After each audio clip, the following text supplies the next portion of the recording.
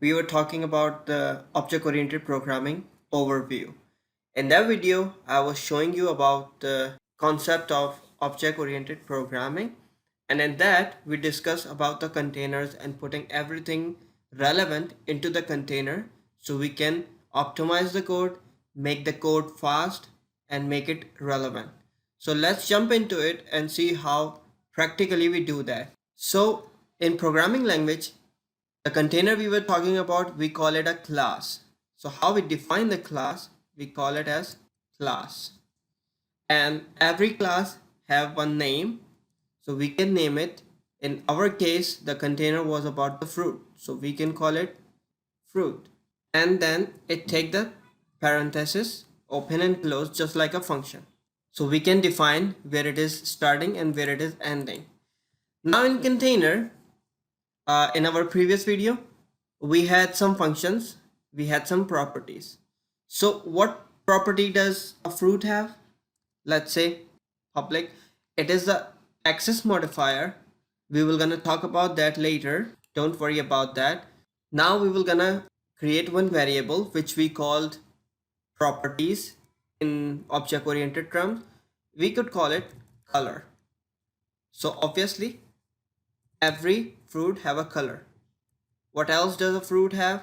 Public name. Fruit have a name too. Let's create some functions. Public function. We will gonna name it set name. And this function will gonna take one argument.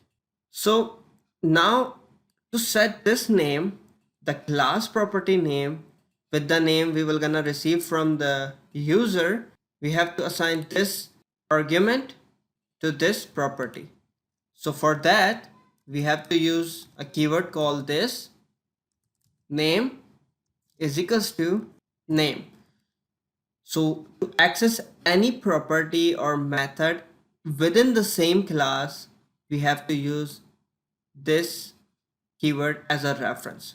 So it tells the class that we are accessing its own function method actually and the property, or we call it variable. Now let's create another function and let's say get name. This function will not gonna receive anything, but what it will gonna do, it will gonna simply return this name. It will gonna return the property of the name. This is about the class. We have set the variables, which we call them properties. We have created the functions, which we called methods. Now let's see how we can access that. To access that, remember in our previous video, I was talking about objects. So that's what we will gonna look into now.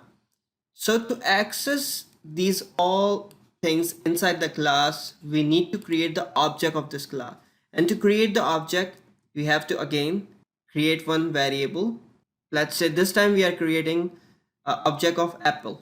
So we assign a variable apple to new. New is a keyword to define new object of any class. So in our case, we are using a fruit class. So now we have apple, which is linked to the fruit class. Now we can set name and we will gonna call it apple. So remember in our function set name, we have this. It is actually representing the object that we are creating. So you see, we are accessing this function using an object. Now let's create another object, orange, and I will gonna assign it to again new fruit, and I will gonna say orange arrow sign set name orange. Now we can echo them out. How we can do that? We can simply say apple get name. We are calling this function get name, and this will gonna return us the property of name orange. Save it, come back here, refresh.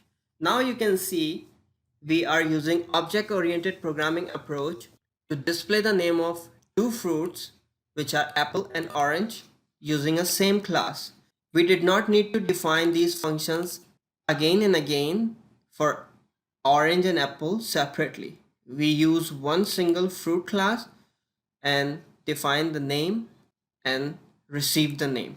Now, let's say you wanted to set the color as well. This time we will gonna copy this, paste it here, and instead of name we will gonna say color, and this time we will gonna use this property color. Now if we come down here,